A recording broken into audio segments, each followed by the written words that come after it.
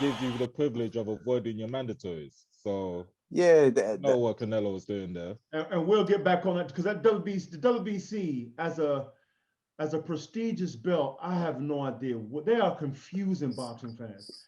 Terry, and they belts up like they got an international belt, they got the silver belt, they got the franchise belt, they got the super champ.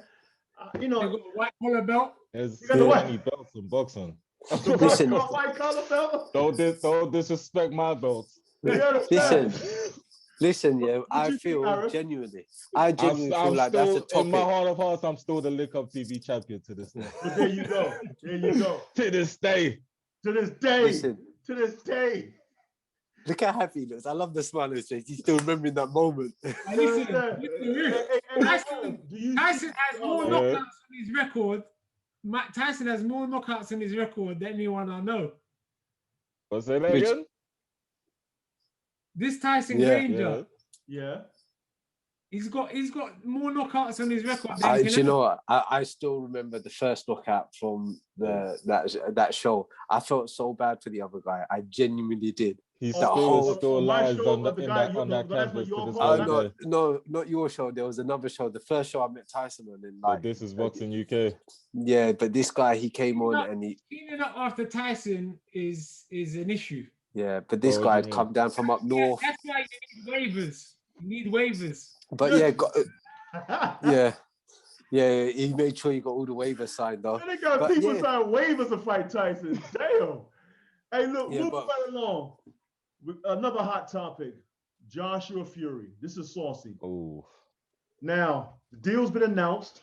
Bob Arum and Frank Warren announced on Wednesday. This is Friday, March 5th. Wednesday, March 3rd, the two of them let it slip on ESPN and TalkSport, respectively, that the deal's been signed. It's a 2-fight deal.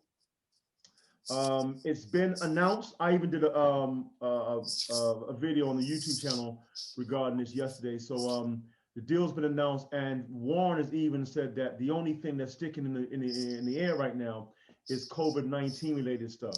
And they've agreed terms. So the terms will come out. So we don't know who's the A side, who's the B side. And I would imagine Joshua's the A side in this. So I don't know what the split would be.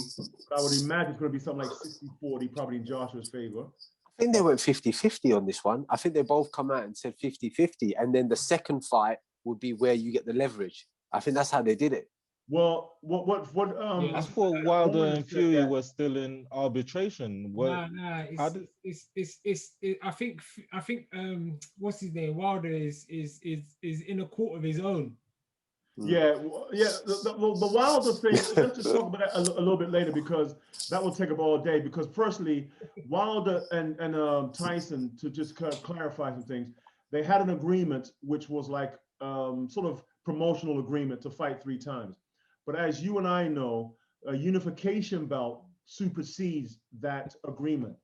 So unless Deontay Wilder enacted on that with that whatever that clause was, 12 months or 10 months to seal the deal on that rematch, then the longer it takes, the more you open the doors for either purse bids or the unification bout. And it's because this is a unification bout, then Wilder's dead in the water. But back to the Joshua fight, it's a 2-fight deal. And the 2-fight deal is dependent upon what happens in the first fight. Yeah. So all the particulars about what happens in the first fight will come out. So starting with you, Tyson. I know you're a Tyson Fury fan. Who you like in this fight?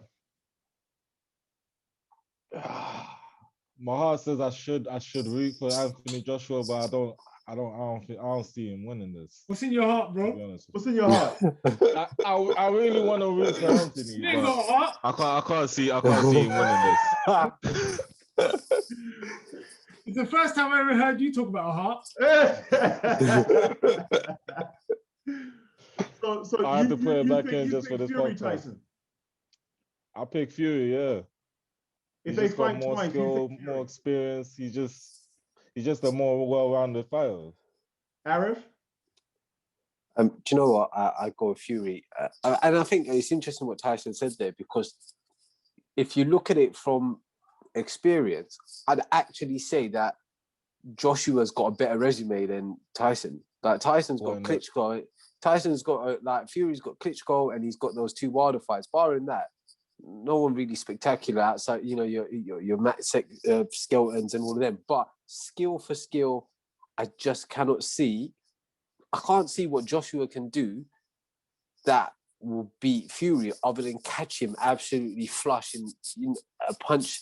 He'd have to from fight the him heavens. like Otto Wallen did. Yeah, but I don't think he can. I don't think he's set up for that. And I genuinely think with Joshua's style, that if he comes all guns blazing, Fury will pick him off. And Joshua shown that he's vulnerable as well. And as much as people want to say, but as much as you want to say that Fury doesn't have punching power, he's a big man. It's a big, tall, heavy man raining down on you. So I feel like I just can't see Fury. I mean Joshua winning that fight personally. I'm not saying he can't. I just think that. Jared? What do you think, Jared? It's a very interesting one. And listen, there's a few things I want to pick up on quickly. Back your boy, When you Jared. talk about Come resume, on, I know you used to be friends with Anthony. Listen, when you talk about resumes, yeah, it's an interesting one because if you look at how dominant Joshua has been on his resume, and then you look at Tyson's, right? Based on form riff, it's not even a debate. I think it's pretty fair, right? Fury's been to the mountains with Klitschko and Wilder. Like you said, he's not a knockout artist, right? So he's susceptible to a bit of a rough and toughen. Yeah? Otto Willen, for example, yeah. He listen, he's got the superior flow in his punching, right? The way that he puts punches in bunches, his footwork. But I think people don't give Joshua enough credit for his capability as well, right? Everyone, for whatever reason, I don't know if it's the image, but the guy, like I said, he can have a different game plan. He can. So if his team picked the right game plan against Fury, they could upend him early. I don't think they want to go long in that fight, because when Joshua goes long in a fight, he normally has to have a second win to win it. So if you think about Klitschko, even if you think about Dillian White, you know, those characters, he was in cruise control, he had a wobble, and then the second win, he just stuck it on him. Same as Klitschko. It was a bit iffy for 5 rounds. Then he caught him big. Joshua's got the best uppercut in the heavyweight division. Yeah. Right? And I think I've seen Fury uppercut it's a himself. great video. It's a great video. So listen, who's to say that a man holding 4 belts can't land an uppercut on him? Do you understand? No. I'm gonna get splinters in my ass, and I'm gonna say 50-50. And I wouldn't be surprised if it was an early Joshua or a late Fury. That's how I read the fight. But depending on the game plan, I can't split them at the moment. Let me ask you this: who do you want to win? All of you. Who do you want to win? Because I feel like, you know, they're very torn characters, right? I want Joshua to win, but I don't think he's going to. Because you look back. My heart would say Josh, AJ. My head says Fury.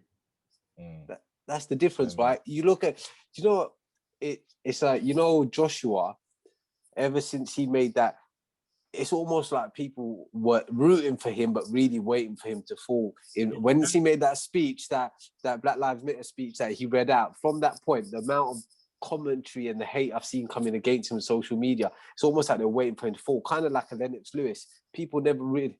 No, but it's a life lesson. Listen, you're telling me, listen, let me tell you something, right? If Floyd Mayweather ever lost a fight, do you know how many people would turn against him? Yeah, but Floyd Mayweather paints himself as the bad guy. So forget about his personality. Forget about that. When you're so good for so long, the neutral fan always wants you to lose. Do you understand? There's enough neutral fans in this world. Think about the greatest football teams or basketball teams. You know, look at the Chicago Bulls, Terry, right? Yeah. At one point in time, every other basketball fan wanted them to lose when they were in cruise control. Yep.